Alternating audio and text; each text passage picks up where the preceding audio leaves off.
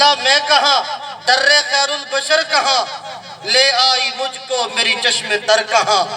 واللہ میں کہاں در خیر البشر کہاں لے آئی مجھ کو میری چشم تر کہاں جاگے نصیب خفتہ مدینے میں آ گئے ہیں جاگے نصیب خفتہ مدینے میں آ گئے ہیں۔ اب اسی سے ایک اور کلام بھی میرے ذہن میں آ گیا جو مولانا قاسم نانوتوی نے میرے نبی کے روزے پہ پڑھا۔ بے خود کھڑا ہوں روزہ اطہر کے سامنے بے خود کھڑا ہوں روزہ اطہر کے سامنے ذرہ ہے آفتاب منور کے سامنے بے خود کھڑا ہوں روزہ اطہر کے سامنے ذرہ ہے آفتاب منور کے سامنے تا میری تشنگی کو قیامت کا سامنا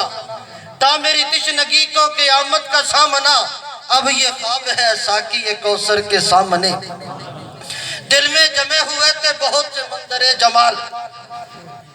کوئی کہتا ہے میں نے کراچی دیکھا کوئی کہتا ہے لاہور دیکھا اسلام آباد دیکھا امریکہ دیکھا افریقہ دیکھا فلاں دیکھا بڑے مناظر دیکھے باغ دیکھے بہاریں دیکھی فلاں کچھ دیکھا لیکن جب روزے پہ جاتا ہے تو کہتا ہے کچھ نہیں دیکھا تو دیکھا یہاں دیکھا ہے دل میں جمے ہوئے تھے بہت سے منظر جمال دل میں جمے ہوئے تھے بہت سے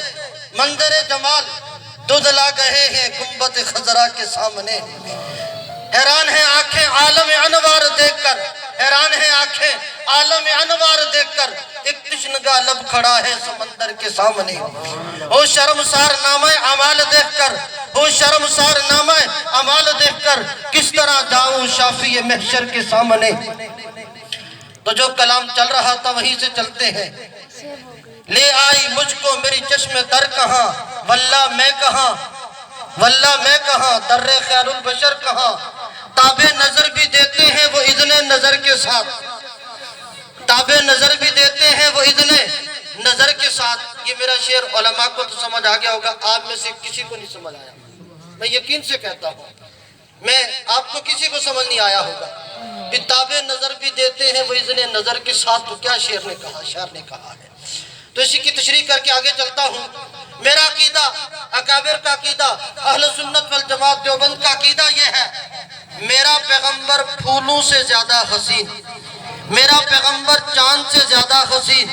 میرا پیغمبر سورج سے زیادہ حسین میرا پیغمبر کائنات کی ہر چیز سے زیادہ حسین میرا پیغمبر جنت کی رہنائیوں سے زیادہ حسین میرا پیغمبر جنت کی حوروں سے زیادہ حسین میرا پیغمبر حسن سے بھی زیادہ حسین تو سوال یہ ہے کہ میرا پیغمبر جب چاند سورج سے زیادہ حسین ہے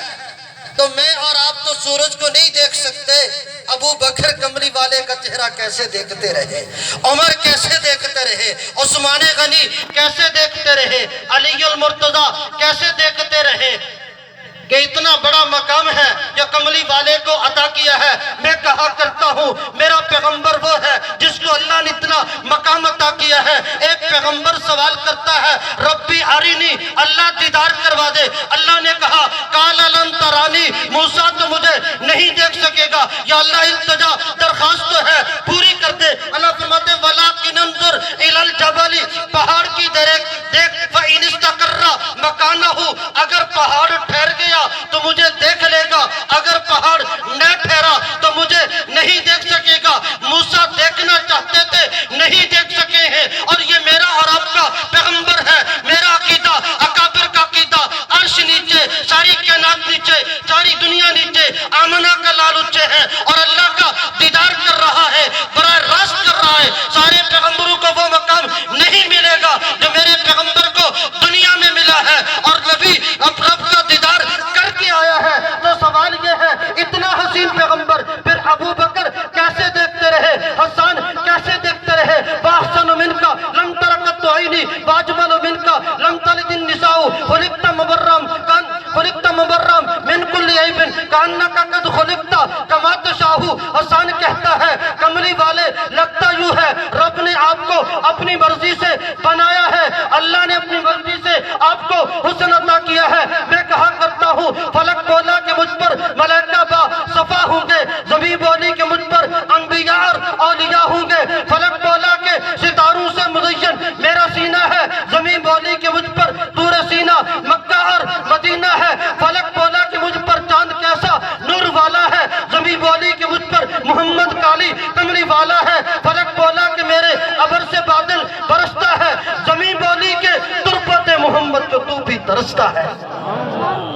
نبی کا مقام یہ ہے کہ جس کو آسمان کے نوری بھی نہیں دیکھ سکے وہ نبی نے دیکھا ہے۔ تو پھر میرا سوال یہ ہے کہ یہ صحابہ نبی کو دیکھ کر نبی کے چہرے کی منظر کشی کیسے کرتے رہے؟ انس کہتے ہیں کأن الشمس تجری فی وجہہا، یوں لگتا ہے جیسے سورج میرے نبی کی پیشانی میں چل رہا ہے۔ تو صحابی سے سوال کرتا ہوں تو نے کیسے دیکھ لیا؟ ہم تو سورج کو گرمی میں نہیں دیکھ سکتے تو تو نے کیسے دیکھ لیا؟ تو جواب ملتا ہے کہ اللہ جب نعمتیں دیتا ہے تو پھر اللہ اس نعمت کی برداشت کرنے کی صلاحیت بھی دیکھتا ہے۔ حضور نے فرمایا کہ تم رب کا دیدار کرو گے نا؟ حضور کی برکت سے کریں گے۔ صحابہ نے پوچھا یا رسول اللہ ہم تو برداشت نہیں کر سکیں گے۔ اللہ کہتے ہیں اللہ یہ توفیق عطا کرے گا۔ تو اسی کو شاعر نے اس شعر میں کہا تابع نظر بھی دیتے ہیں وہ اذن نظر کے ساتھ، تابع نظر بھی دیتے ہیں وہ اذن نظر کے ساتھ،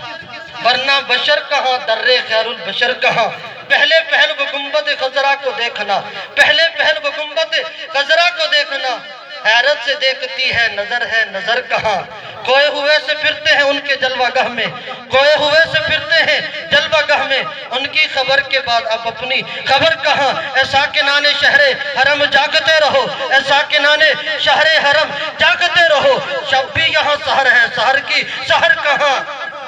یوسف انہوں نے سن لیا ورنہ حقیقتاً، یوسف انہوں نے سن لیا ورنہ حقیقتاً، میری زبان میں میری دعا میں اثر کہاں، واللہ میں کہاں در خیر البشر کہاں۔ اب میں بلا تاخیر 2-3 منٹ کے لیے دعوت دوں گا، ہمارے علاقہ کے ساتھی ہیں غریب ساتھی ہیں، 2 منٹ کے لیے نعت پیش کریں گے، اس کے بعد انشاءاللہ آپ کے دلوں کی دھڑکن علاقہ کے ماہ ناز خطیب ڈیرہ اسماعیل خان سے تشریف لائے ہوئے مہمان حافظ خبیب احمد فاروقی صاحب اپنا کلام پیش کریں گے۔ ان سے پہلے صرف 2 منٹ کے لیے 3 منٹ کے لیے صوفی بشیر صاحب نعتیہ پیش